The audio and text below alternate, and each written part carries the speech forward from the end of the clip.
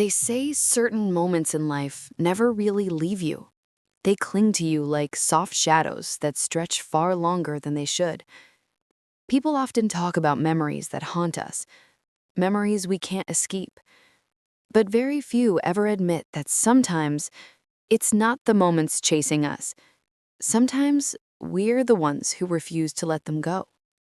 We hold on to them, protect them, replay them, because in some quiet corner of our hearts, they remind us we felt something real.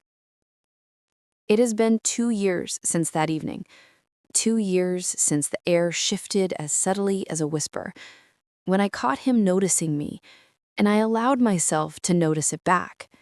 I should have turned away. A loyal wife would have stepped back, shut the door, stopped the moment before it even began. But I didn't. I let that single breath of attention linger between us, and instead of killing the spark, I let it breathe. I never woke up with the intention of letting another man see pieces of me I had kept locked away. I didn't plan on responding to something I'd convinced myself I no longer needed. But when you've spent years fading into routine, melting into chores, responsibilities, schedules, obligations, it only takes one unplanned glance to remind you that you are still here, that you are still a woman, that you are still capable of being seen in a way you haven't felt in far too long. My husband, Evan, is a good man, a stable man, a reliable one who shows up when needed, pays the bills, fixes broken things, and keeps life functional. But being dependable is not the same as being attentive. Being physically present is not the same as being emotionally close. And even the kindest man can make a home feel strangely hollow. Lucas, on the other hand, he watched me in a way that made me feel real again. Not with hunger, not with disrespect, not with intentions he wouldn't admit. No, his attention was quieter than that, gentler than that.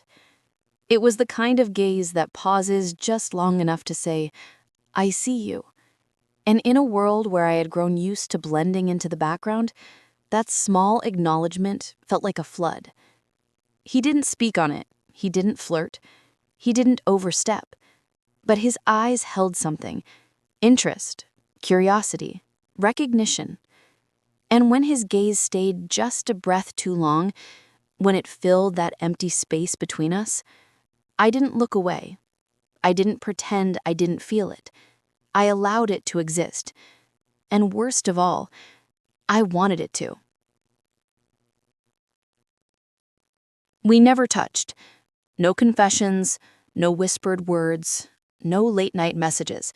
But sometimes betrayal doesn't need actions. It blooms quietly in the thoughts you entertain, the glances you allow, the silence you don't break. That night, I let him see a part of me I had abandoned long ago. And even today, I still ask myself, which truth is heavier? The fact that he looked, or the fact that I let him?